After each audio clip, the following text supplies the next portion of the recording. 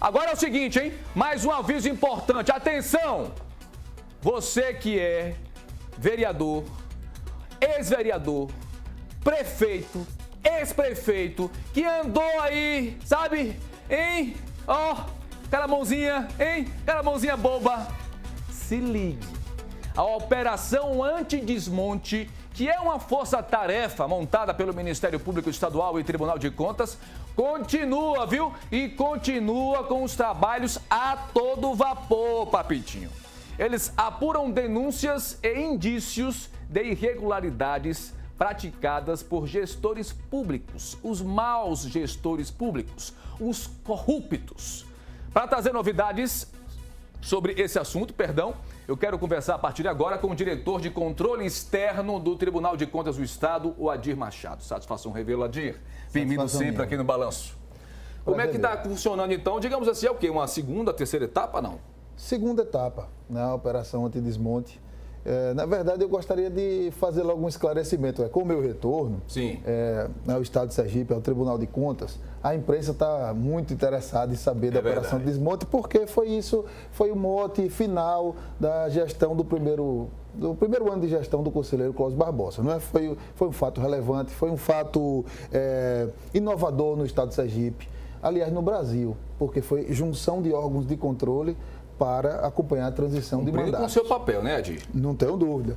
Então, essa operação já deu certo, porque eu tenho dito, a imprensa hoje estava lá me procurando para querer saber, vai ser preso, chega, vamos, né? Mas eu gostaria só de dizer o seguinte, a Operação Antidesmonte foi criada, foi montada no final do ano passado para acompanhar a transição de mandatos. E nisso ela já é um sucesso, já foi um sucesso. Por quê? Porque se compararmos a transição de mandatos de 2012 para 2013 com a que foi realizada entre 2016 e 2017, notícias que nós tínhamos lá atrás não aconteceram mais, pelo menos no mesmo volume. Isso é processual. Nunca os órgãos de controle vão conseguir combater toda a corrupção, tudo que tem de errado na administração pública. Agora, mesmo assim, a gente tem informações que muito ex-prefeito aí andou pisando na bola e pisando feio, e é exatamente isso o alvo das investigações, né? Pronto, o que aconteceu na prática? Acompanhando a transição, infelizmente, nós imaginávamos que não íamos encontrar, já que o Ministério Público, o Tribunal de Contas estava dizendo que ia fazer aquela transição, acompanhar, tudo mais, que alguns fatos fossem ocorrer, já todo mundo imaginando aquele conjunto. Levaram na brincadeira, né? Alguns, infelizmente, continuaram cometendo alguns deslizes, alguns conhecidos, outros com a tecnologia mais aperfeiçoada, mas o fato é que os auditores foram detectando e a gente então foi criando novas diligências. Por exemplo, para isso. Vamos começar a pontuar o que foi que vocês encontraram até agora. Lá na Operação Antidesmonte, eu lhe digo, acompanhar a transição, aquilo já foi feito. Eu só lhe relembrar um fato. Lembra que o prefeito de Telha, no contexto da Operação Antidesmonte, foi afastado? Sim. Foi afastado por quê? Porque os auditores localizaram cheques que não tinham sido destinados realmente ao credor, ao fornecedor. Eles passaram por contas que não foram necessariamente a conta do poder público para a conta do fornecedor. Aquilo foi um sinal no contexto da Operação Antidesmonte para que a gente levantasse, por exemplo, todos os cheques sacados na boca do caixa no contexto da Operação Antidesmonte no ano de 2016 todo. Uma segunda situação, a gente viu municípios praticamente terceirizando os serviços de educação e de saúde com organismos do terceiro setor, também com movimentação financeira fora dos padrões. E tudo isso começou a levantar agora outras lebres, outros motivos para novas diligências. Também uma parte dos municípios não foi visitada, certamente serão visitados agora nessa etapa.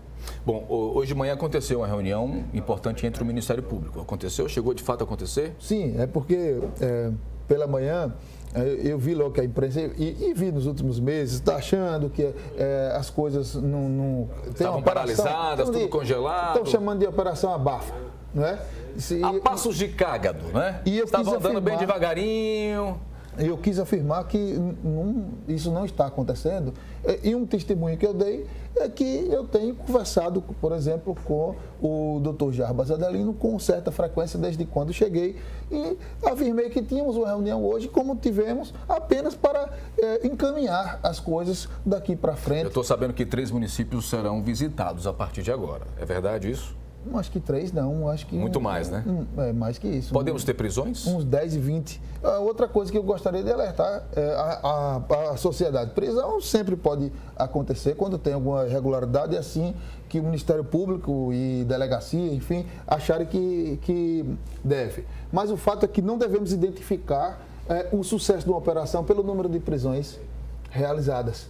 Por exemplo, imagino que uma grande medida a ser tomada são as ações de improbidade com as informações que foram colhidas. E Aracaju está dentro desse contexto? Aracaju, logo mais deve sair um relatório parcial de Aracaju na Operação Desmonte. É possível, então, que ainda essa semana? Não, deverá ser. No final da semana deve estar ainda lá no essa semana Aracaju Sim. pode ser citada nesse antidesmonte, é isso? Será. Bom, é porque a gente sabe que tem aí, o que tem de desmandos aí. Agora é o seguinte, para a gente encerrar essa entrevista, como é que o Tribunal de Contas, então, está agindo junto com esses municípios? Eu sei que existe, inclusive, um diálogo sempre muito aberto com os atuais prefeitos e até de orientação.